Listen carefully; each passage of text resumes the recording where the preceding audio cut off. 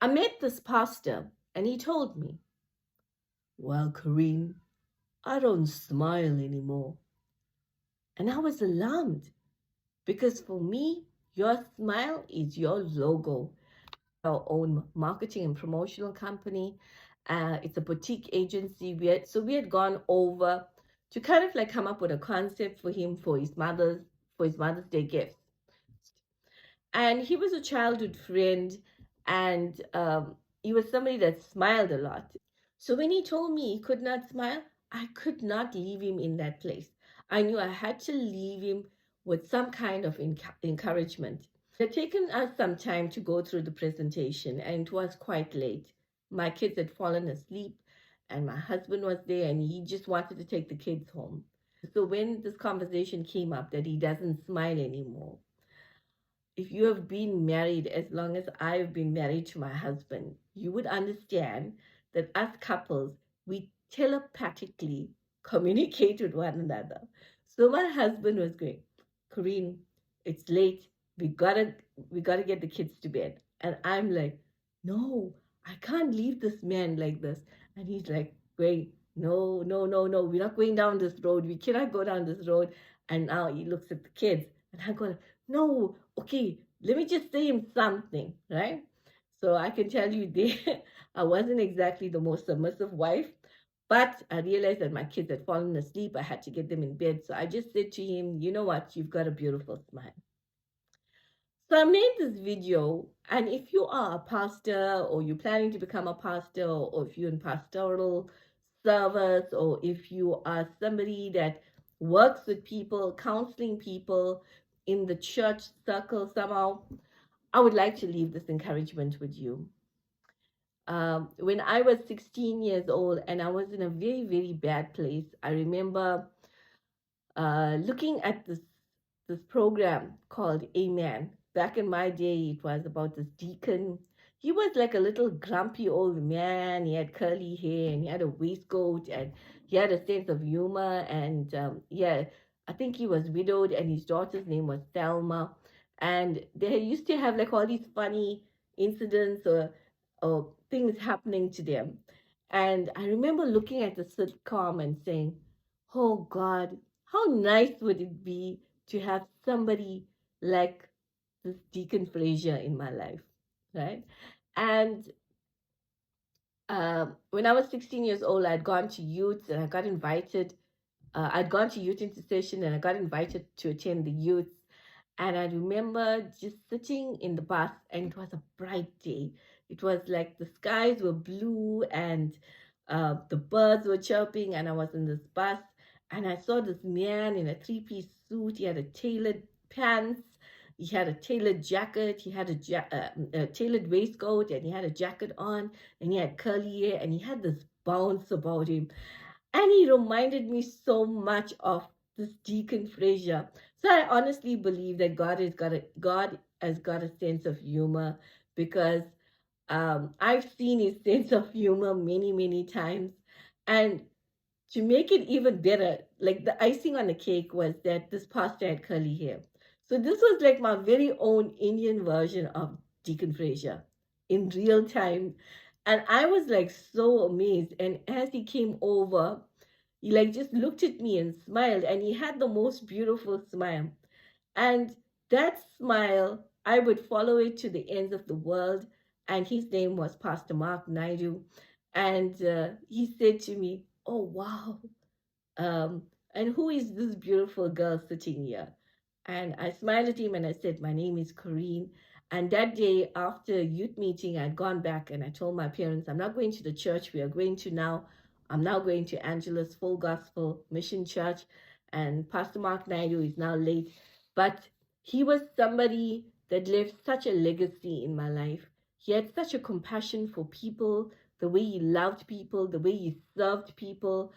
Um, and for me personally, he was like my coach, right? He was like the person that developed me to be the person that I am now. He like invested so much of himself in me. And in fact, he was one of my first marketing clients. So from the age of 16, I got recruited to work as part of his marketing and art department, and I would hand paint these beautiful posters for him. And he would sit there, and even if it meant an hour or 2 hours or 3 hours, he would sit there explaining to me his burden and the heart he had for people and why family mattered to him. And we did this whole series called Focus on the Family, where he went through the roles and what is expected of a father and a mom and the kids, and how together as a unit we can create something so beautiful.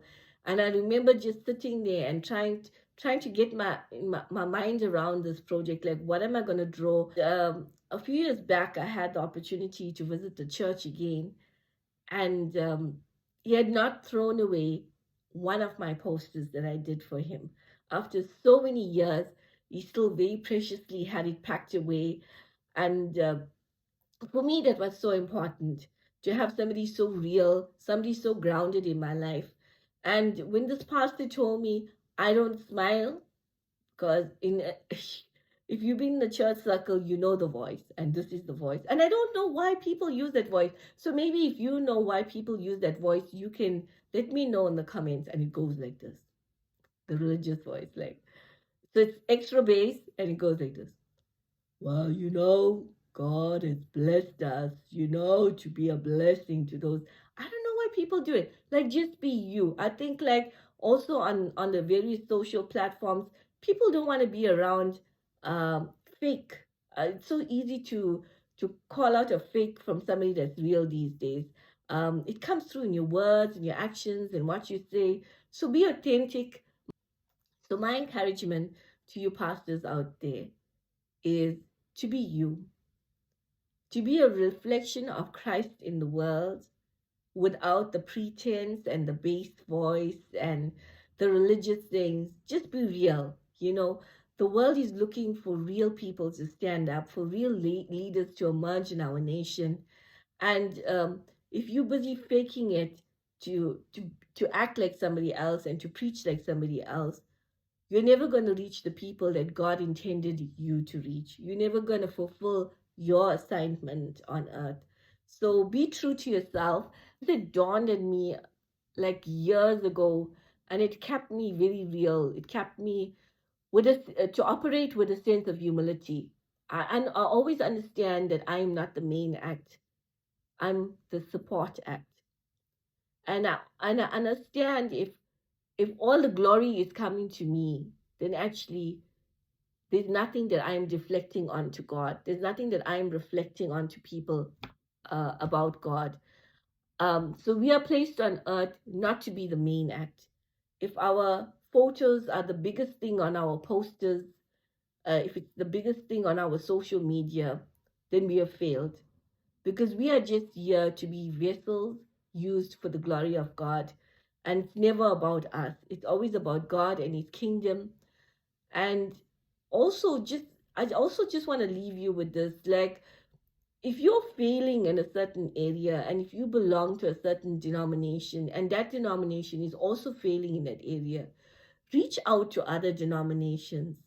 Like, if you're struggling in a certain area, look to see how the other churches are doing it. Look to see how the other denominations are doing it. If they're doing a better job than you, we all are students in life. There's something that we all can learn from one another. And I look forward to the day when Jesus is going to come back for his bride, because his bride was never about the full gospel or the Lutheran or the Methodist. No, the bride of Christ is a spectrum of diversity that has learned to work with one another, that has learned to come together and to create this beautiful living organism called the bride of Christ. You never know the impact of a smile. You would never know that. Pastor Mark, when he met me for the first day, that day when I was 16 years old, never knew how broken I was as a young woman. He never knew just how much his smile brought so much of healing and calm in my storm. Just smile, use it generously, and what you give off in the world is what the world will reflect back onto you. Thank you. Getting the most out of life's lessons.